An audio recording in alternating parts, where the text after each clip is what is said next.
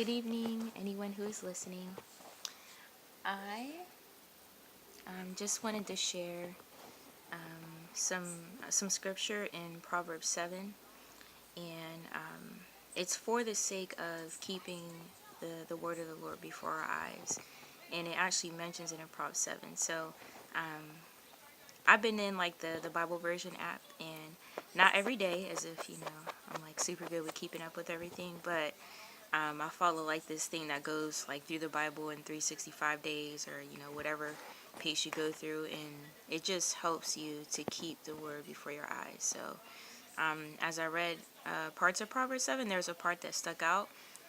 So what I'm gonna do is just read a few verses for the sake of bringing to remembrance the things that the Lord speaks, because there's life in the simplest of words. So I just pray that this blesses anyone that is listening.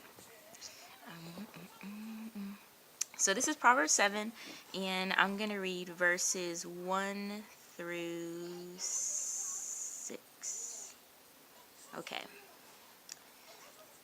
Verse 1. My son, or daughter, keep my words and store up my commands within you. Keep my commands, and you will live. Guard my teachings as the apple of your eye. Bind them on your fingers. Write them on the tablet of your heart. Say to wisdom, you are my sister, and to insight, you are my relative. They will keep you from the adulterous woman, from the wayward woman with her seductive words. At the window of my house, I looked down through the lattice. So that's just a part. But the part that kept sticking out to me was in verse 3, where it says, bind them on your fingers, write them on the tablet of your heart. Bind them on your fingers and write them on the tablet of your heart.